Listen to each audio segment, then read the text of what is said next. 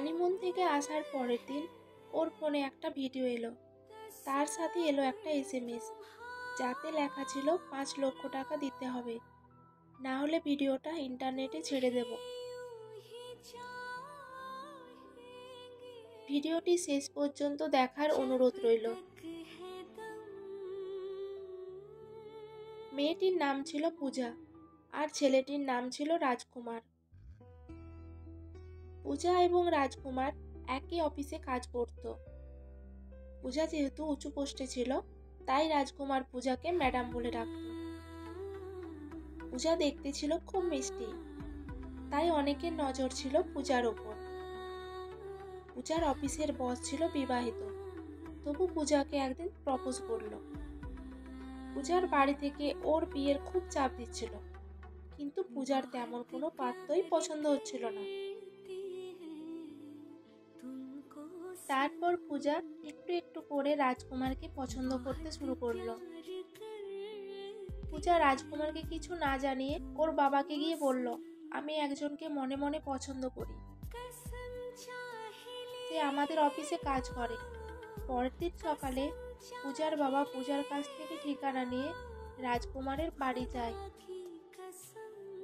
গিয়ে রাজকুমারের বাবার সঙ্গে সবকিছু নিয়ে আলোচনা করে। তখন রাজকুমারের বাবা জানিয়ে দেয়, ছেলের সঙ্গে কথা বলে আপনাকে জানাবো। রাজকুমারও পূজাকে মনে মনে পছন্দ করত, সেটা বোঝা যেত না। রাজকুমারকে বিয়ের কথা বলতেই রাজি হয়ে যায়। কিছুদিন পর একটা ভালো দিন দেখে ওদের বিয়েটা হয়। বিয়ের কিছুদিন পরে ওরা ঠিক করে হানিমুন যাবে দীঘাতে, কারণ পূজার প্রিয় জায়গা ছিল সমুদ্র আর সমুদ্রের ঢেউ। তারপরে ওরা দীঘা গিয়ে হোটেলে রুম ভাড়া নেয়। তারপরে সমুদ্রে স্নান করতে গিয়ে পূজা উঠে আসে এমন সময় রাজকুমার পূজাকে বলল, তোমাকে আজ অনেক সুন্দর লাগছে, কারোর যেন নজর না লাগে। পূজা বলল, সুন্দরী বউ তোমার, আগলে রাখার দায়িত্ব তো তোমারই। ওরা দুজন খুব খুশি আর দীঘাতে গিয়েও মজা করছে।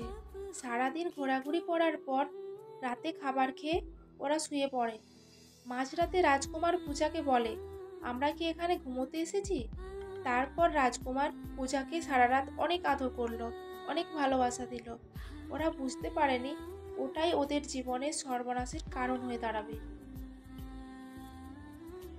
সকালবেলা ওরা হোটেল থেকে চেক আউট করে রওনা দিল বাড়ির দিকে।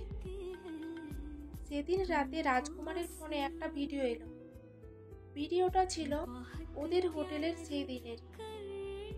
কেউ একটা ওদের অন্তরঙ্গের মুহূর্তের সব ভিডিও করে পাঠিয়েছে। নিচে একটা মেসেজ, 5 লক্ষ টাকা না দিলে সব ভিডিও ইন্টারনেটে ছেড়ে দেব। ওরা দুজনেই কাউকে কিছু বলতে পারছিল না, অনেক ভেঙে পড়েছিল দুজনেই। পূজা রাজকুমারকে বলল, চলো আমরা পুলিশকে জানাই। কিন্তু মান সম্মানের ভয়ে রাজকুমার পূজাকে বারণ করলো। কিছুক্ষণ ভাবার পরে ওরা দুজন পুলিশ স্টেশন যায়। সেখানে গিয়ে সব ঘটনা পুলিশকে জানায়।